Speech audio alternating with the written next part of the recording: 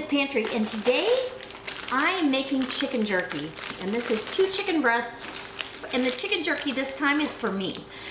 I sliced up 2 chicken breasts, boneless, skinless, took all the fat off, and sliced it up about 1/4 inch thick. So, but I want mine spicy, so I'm gonna do my favorite marinade for this. And I'll be marinating it overnight.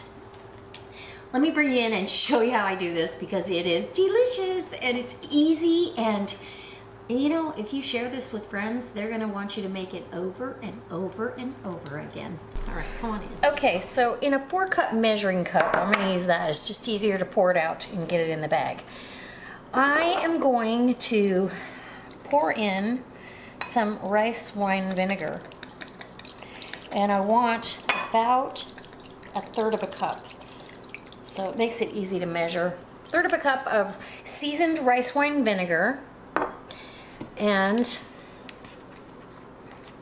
this is Bragg's liquid aminos. In place of soy sauce, I'm using this. So we're gonna bring that up to a full cup. Maybe, yeah, bring it up to a cup. So it's quite a bit of soy, but trust me when I tell you it's worth it. And because of the garlic chili sauce I'm using, it makes it really easy. This is onion powder. I want some onions in here. So onion flavor, I should say. So I am doing onion powder, and that's about 2 tablespoons of onion powder. And it's got a couple of clumps in there, so they're gonna have to break up and dissolve. They will though. And then an 8-ounce container of a chili garlic sauce. This is delicious. It's right next to sriracha. There's another one that's just chilies, but you want the garlic one. So 8 ounces of that. And I'm gonna rinse that container out with water because I don't wanna waste any of it. So you're gonna go ahead and add your water in, and there's your marinade. Let's get those pieces broke up. I buy my onion powder in bulk, and it doesn't have any of the anti-caking stuff in there. It's just pure onion powder, so that's why.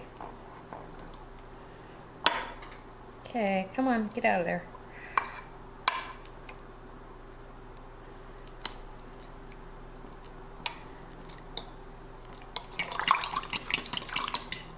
At this point, I'm gonna go ahead and clean up the counter and give it a taste. Because this is the only time I'm gonna be able to taste that, is right now. So let's do that with a spoon. Right there. And it's kind of thick. Strong, salty, garlicky, and some heat. Absolutely delicious. Okay, so I'm gonna use enough of this to coat the chicken. The chicken is gonna marinate overnight. And I'll put it on the dehydrator trays tomorrow, either in the morning or at night. I want to save a little bit of this because I ground up a couple of, and this is plenty.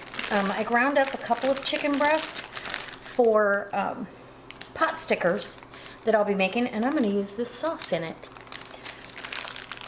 I'm going to doctor it a little bit, but that sauce is going in the meat. So. Now, this is going to go into the refrigerator. I'm going to put this on a plate that if the bag leaks, it will be on the plate and not in my refrigerator. All right, I'll be back when we're putting it on the trays.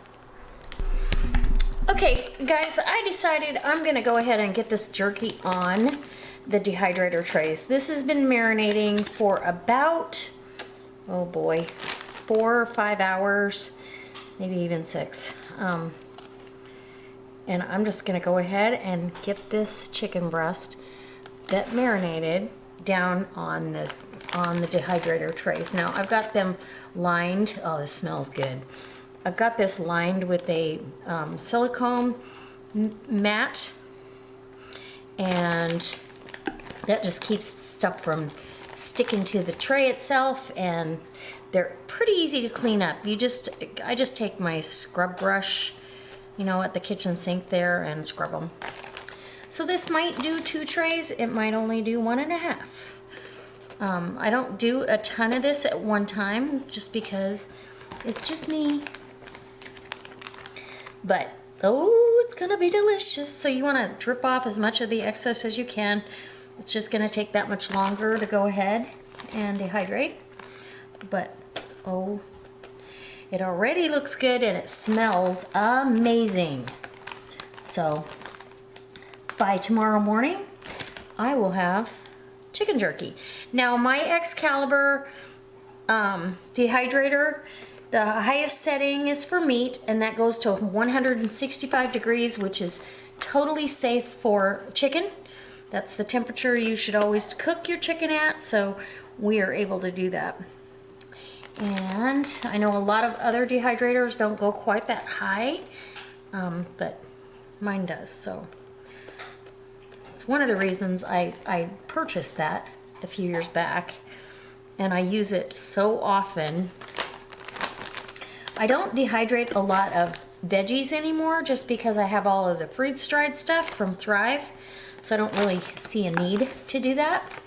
They don't refresh the same as a freeze-dried. I like the freeze-dried better, and you're not losing any nutrients because they're not being heated up, which in the dehydrator, even though it's a low heat, they still are getting some heat to them.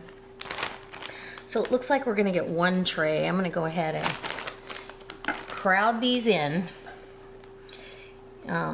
just because I wanna make sure. And,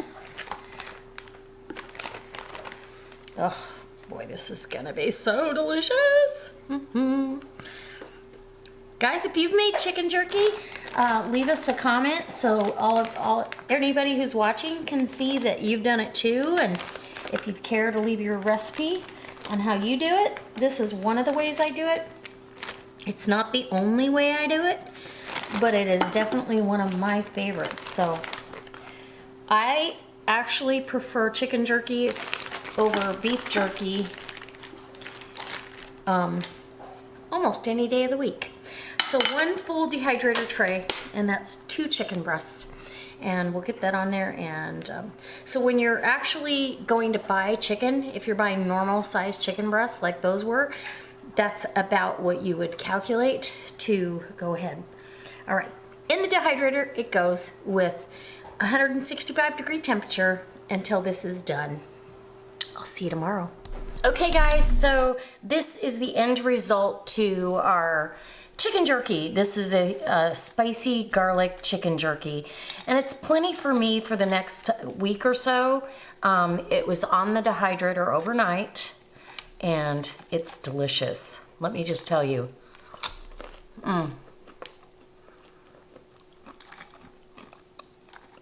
You want it about, well, just like jerky. You don't want to leave it on there where it just dries out to oblivion, but it's still got a little bit of